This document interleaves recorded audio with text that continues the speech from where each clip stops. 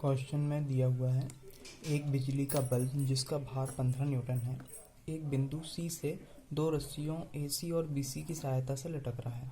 रस्सी AC क्षैतिज से 60 डिग्री का कोण बनाती है और रस्सी BC ऊर्ध्वाधर से 45 डिग्री का कोण बनाती है। दोनों रस्सियों में तनाव की गणना कीजिए। अब यहाँ पर हम देखते हैं सबसे पहले इसका डायग्राम कैसा बनेगा। तो एक पॉइंट C सबसे पहले बनाएंगे जहाँ से वो बल्ब जो है वो लटक रहा है, ठीक है, जिसकी भार कितना है 15 न्यूटन, ठीक है। ये बिंदु C से लटक रहा है। अब यहाँ पर दो रस्सियाँ हैं AC और BC, माना कि A इधर है B इधर है। तो AC जो है वो क्षैतिज से 60 डिग्री का कोण बनाती है। तो क्षैतिज मतलब ये लाइन इससे 60 डिग्री का कोण बनाती है। तो ये लगभग कुछ इस प्रकार से रहेगा, ठीक है। ये क्षैतिज से 60 डिग्री का एंगल बना रही है, ठीक है। तो ये पॉइंट हो गया अपना A, जो कि यहाँ पर फिक्स है।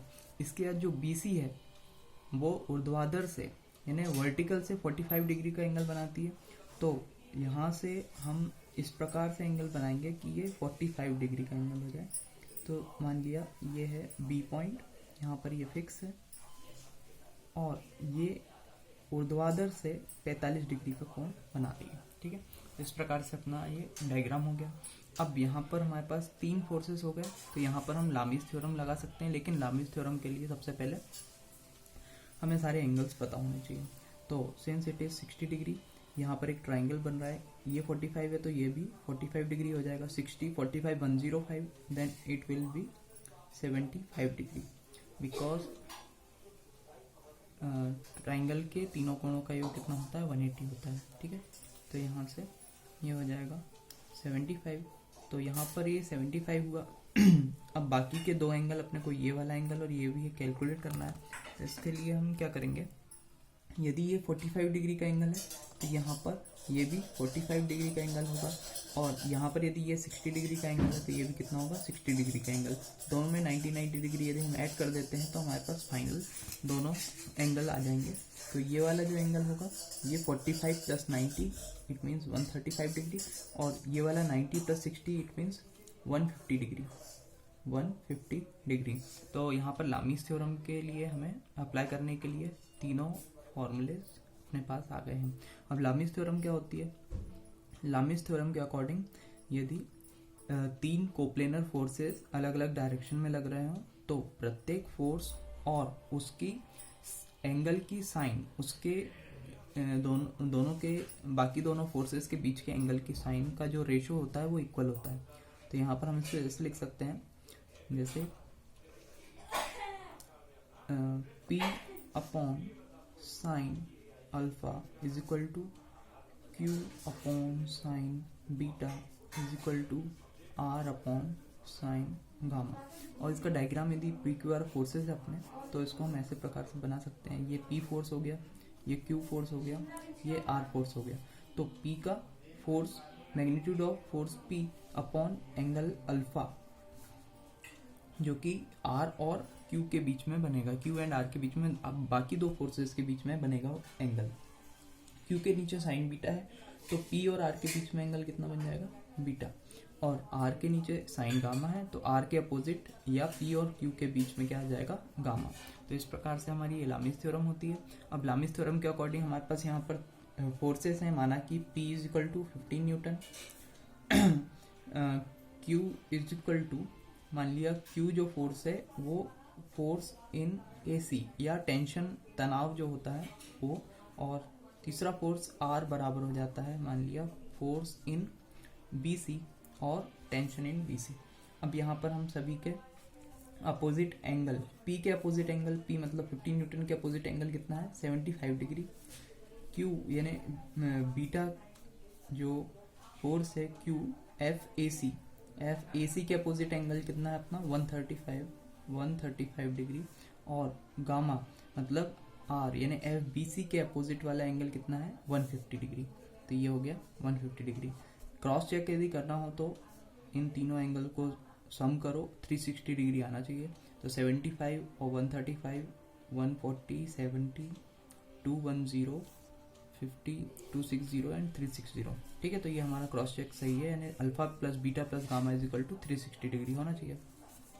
Now substituting the values in the formula of Lami's theorem, 15 newton upon sine 75 is equal to F A C upon sine 135 degree is equal to F B C upon sine 150 degree. Now अब हमें इनको एक एक करके solve करना पड़ेगा। सबसे पहले हम लेते हैं F A C upon sine 135 is equal to 15 upon sine 75। ऐसे ही हम यहाँ पर एक अलग पोर्शन में F B C upon sine 150 is equal to 15 upon sine 75, इन दोनों को सॉल्व करेंगे। ठीक है, इसके लिए हमें कैलकुलेटर चाहिए।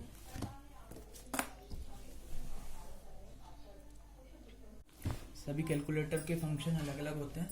अपने पास जो मोबाइल वाला कैलकुलेटर है, इसको फंक्शन करने के लिए सबसे पहले हमें 15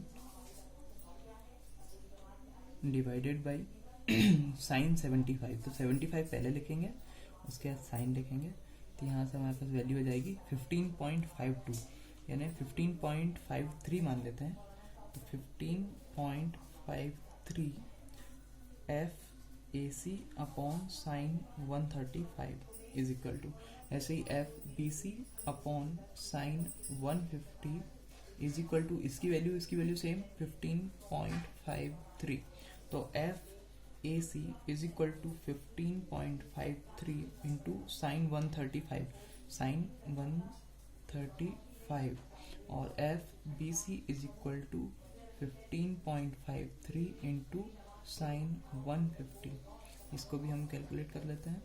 15.53 multiplied by 135 sign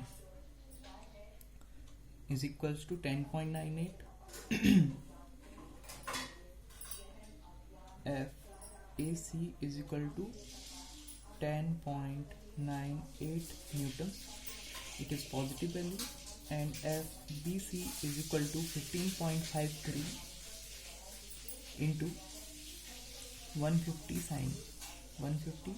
sine, so is equal to 7.76 Newton.